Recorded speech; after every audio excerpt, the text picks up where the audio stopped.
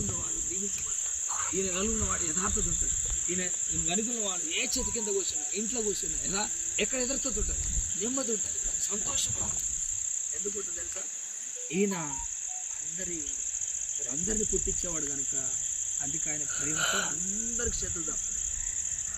ఒక్కడు కాదు, ఎంతమందికి? అందరూ మనం ఆయన పిల్లలు. అంటే తల్లి మడిచినా తండ్రి విడిచినా విడువని దేవుడు. ఎవరిని? అందరిని కూడా విడువని దేవుడు. కానీ దేవుని తెలుసుకునే భాగ్యం చాలా మంచిది. ఎందుకంటే ఆశీర్వాదకరం. ఒక మాట ఉంది, కాకపోతే ఆయన పిడికిళ్ళు పడుతున్నట్ట ప్రతి జీవి చూస్తాట. ప్రతి జీవి ఆయన తట్టు చూస్తుందండి. తర్వాత పిడికిలు ఇప్పితే ప్రతి ఒక్కరు సంతోషిస్తాడు. ప్రతి జీవి సంతోషిస్తాడు. ఆకులు కానీ ప్రతి జీవి పిడికిలు పట్టాడు అనుకో, అన్ని చూస్తాయంట. ఆయన ఇట్లా ఇప్పిండు అనుకో, అన్ని తృప్తిగా. ఎంత మంచి దేవుడు అంటే వర్ణించలేము ఆయన. మనం ప్రతి ఒక్క అడిగి బయటకు వేయాలన్నా, ఇంట్లోకి వేయాలన్నా ఎవరు కృప? నేను ఎక్కడ వెళ్ళాలన్నా బైబిల్ ఏముంది? చాలా ఉంది. ఎందుకంటే రాకపోకలు ఎందు కాపాడుతుంది బైబిల్ ఉంటుంది. దేవుని పట్ల ప్రతి క్షణం కూడా ఆ దేవదూతలు మనకు తోడుగా ఉంటారు. యెహోవా యందు భయభక్తులు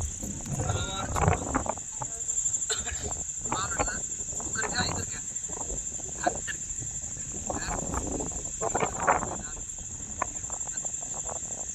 అంటే అందరిని కాపాడేవాడు దేవుడే, అందరిని నిలబెట్టేవాడు దేవుడే, అందరిని పిలుస్తున్నాడు దేవుడే, అందరి తట్టు చేతులు చాపుతున్నాయి. ఎందుకంటే ఆయన సహోదరుడు దూరం జరుగుతుంది. ఎందుకంటే చాలా గొప్ప కార్యం ఈరోజు.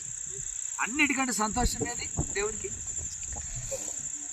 బాప్తిసం సంపూర్ణంగా. ఆయన ఎవరు మనం తెలుసుకున్నాం. ఆయన విషయంలో బాప్తిసం చాలా చెప్పాలంటే చాలా వాక్యాలు కూడా చెప్తాను, కాకపోతే టైం లేదు కనుక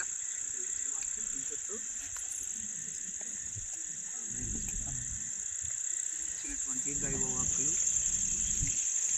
మన హృదయాల్లో ఏమీ లేకపోయినా వచ్చి ద్రాక్షారసమును పాలను సేవించమన్నావు. అందరూ కూడా కలిసి ప్రార్థన చేద్దాం.